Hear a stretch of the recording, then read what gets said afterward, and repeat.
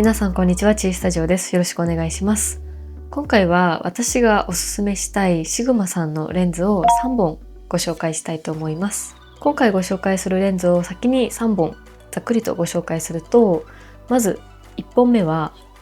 こちらの 20-200mmF3.5 から 6.3 のこちらのレンズです。こちらに関してはシグマさんからお借りしているレンズになるんですが、もう大好きなレンズでよく使わせてもらっています。で、2本目続いては APS-C 用のレンズになりますが 18-50mmF2.8 のレンズになります。そして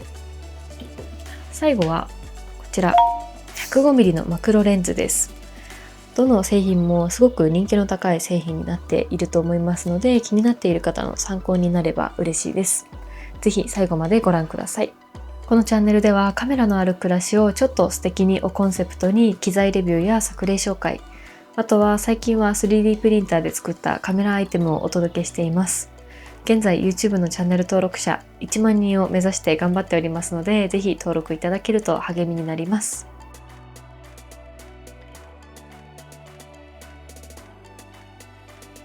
では早速ご紹介していきたいと思うんですが、まずはこちらの1本目は 20-200mmF3.5 から 6.3DG というレンズをご紹介します。このレンズはただの高倍率ズームではありません。世界で初めて高角端 20mm と10倍の両立したフルサイズ用のレンズになります。私はこのレンズを持って去年ロンドンとパリへ旅行に行ったんですが、旅行中は高い建築物だったり、あとは街並み全体を写真に残したいっていう場面がすごくたくさんあると思います。で、そういう時にこの 20mm から始まるっていうことの恩恵はすごく大きいなと思いました。旅行中はなるべく広角、そして軽量のレンズが圧倒的に便利だなと思います。このことからこのレンズはその3つをしっかりと満たしてくれる1本だなと思います。私は画角で言うとだいたい 50mm 付近の画角で撮影をすることが多いんですけど、特に海外旅行だといろんなものが目新しく感じて、あそこも撮りたいとか、遠くのあそこの部分もちょっと撮っておきたいっていう瞬間が本当にたくさんありました。その際にこちらの 20mm っていう画角は街並み全体を捉えることができます。絞りは 3.5 から 6.3 っていう、控えめな数値ではあると思うんですけど、今はライトルームだったりとかカメラローのノイズ除去の AI が本当に優秀なので、私の使用用途では全く問題なく使えています。重量は約 540g で10倍ズームができるとは思えないほど軽くて、肩から下げていても私でも耐えられました。さらにこのレンズは広角端で 0.2m、望遠側で 0.65m と最短撮影距離も短くて、28mm から 85mm の範囲ではハーフマクロ撮影にも対応することができます。でですね、レンズの外観を見ていただくと、こちらレンズ側には AF/MF の切り替えスイッチと、あとはズームロックスイッチを搭載しています。特にこのロック機能については、歩いている時にレンズが勝手にくり抜いてしまうことを防ぐことができるので、移動が多い場合にはすごく助かるポイントだなと思います。私が先日海外旅行でこのレンズを使って感じたこととしては、1本で対応できるっていうシーンがとにかく多いなっていうところでしたね。食べ物だったり街並みとか建物など、旅で出会うほとんどのシーンをこれ1本でカバーすることができます。ズームをするだけで撮れる世界が大きく変わるので、歩いているだけでどんどん撮影したくなるレンズだなと思いました。そしてこのレンズは望遠レンズに馴染みがない方でもすごく扱いやすいなと思います。私は普段あまり望遠レンズを使うシーンは少ないんですけど、私でも自然に200mm で撮るようになっていて、旅写真のバリエーションがすごく増えたなと思います。まずは1本ズームレンズが欲しいっていう方、そして望遠レンズに手頃に試してみたいっていう方にとても相性のいい1本だと思います。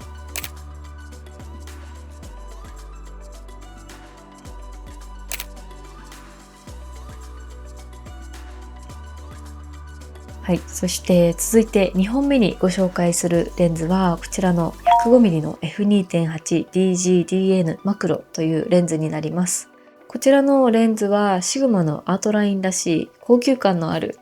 デザインが特徴かなと思います。重量は約 710g となっています。最短撮影距離は 29.5 センチと非常に近い距離まで寄れるところが魅力です。レンズのボディには便利なスイッチ類がたくさん搭載されています。性能面でお話をすると、オートフォーカスのスピードはそこまで速いとは言えないのかなとは思うんですけど、マニュアルで主に使うことが私は多いので、そんなに気にはしていません。このレンズの特徴は撮影倍率が1対1の等倍撮影が可能っていうところです。これによって被写体にぐっと近づきながら細かなディティールをしっかりと捉えることができます。で、例えば 3D プリンターの積層痕だったりとか、肉眼では気づかないようなディティールもこのレンズがあれば簡単に記録して残しておくことができます。まあでも万能レンズとはちょっと言い難いんですが、このレンズがあると普段見る視点とはちょっと違った写真が撮れます。私はこのレンズと出会ったことで、ものづくりの活動の記録をただ単に残すっていうだけではなくて、その魅力を写真を通じて発信するっていう楽しさを教えてくれたレンズだなと思います。またマクロ撮影だけではなくて望遠レンズとしても楽しめる一本です。あんまり頻度は高くないんですけど、スナップ用のレンズとして持ち歩くのも楽しいのかなと思います。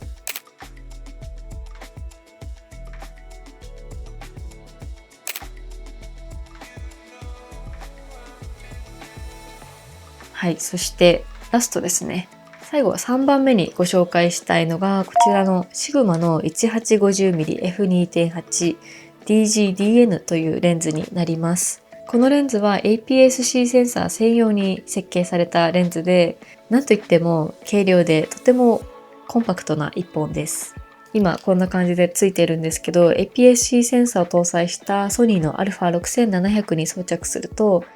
ルサイズ換算で約27から 75mm の画角になります。私が他に今撮影で使っているソニーの 2470mmF2.8GM2 とほぼ同じ画角で撮影を楽しむことができます。で、一昨年海外旅行に行く際はこの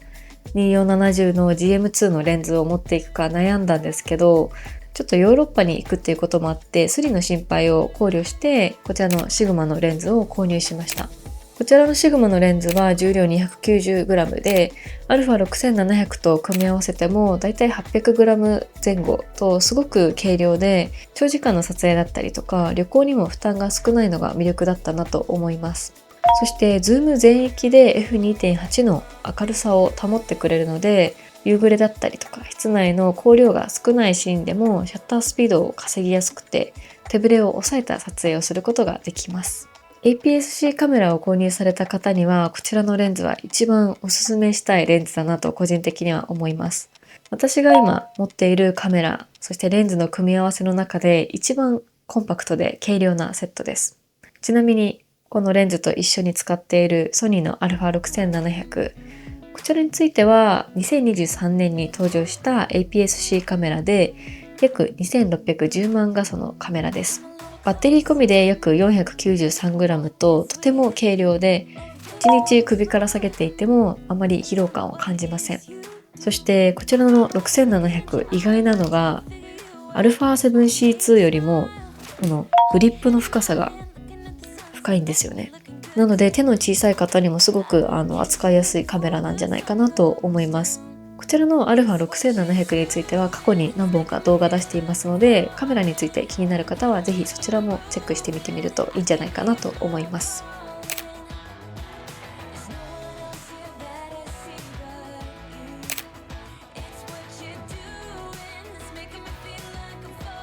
そんな感じで今回は私がおすすめするシグマさんのレンズ3本ご紹介してみましたが、いかがでしたでしょうか。最初は純正レンズよりももっと手頃に始めたいという方の参考になるレンズたちかなと思いますので、ぜひチェックしてみてください。ちなみに最近はとにかくコンパクトさを優先したいっていう思いがとにかく強いので、α6700 と 1850mm のレンズはとてもよく気に入って使っています。またね、このセットの組み合わせのレビュー動画も作りたいなと思っていますので、そちらも楽しみにしていただけると嬉しいです。皆さんのお気に入りのレンズも良ければ教えてください。コメントでお待ちしております。それでは今回の動画はここまでです。最後までご視聴いただきありがとうございました。この動画が参考になりましたら、ぜひ高評価とチャンネル登録いただけると嬉しいです。現在 YouTube のチャンネル登録者1万人を目指して頑張っておりますので、ぜひ登録いただけると励みになります。それから写真やものづくりに関する情報は SNS でも随時発信していますので、よければそちらもフォローしていただけると嬉しいです。今後も写真や制作の裏側などをシェアしていきますので、ぜひチェックしてみてください。ではまた次回の動画でお会いしましょう。ありがとうございました。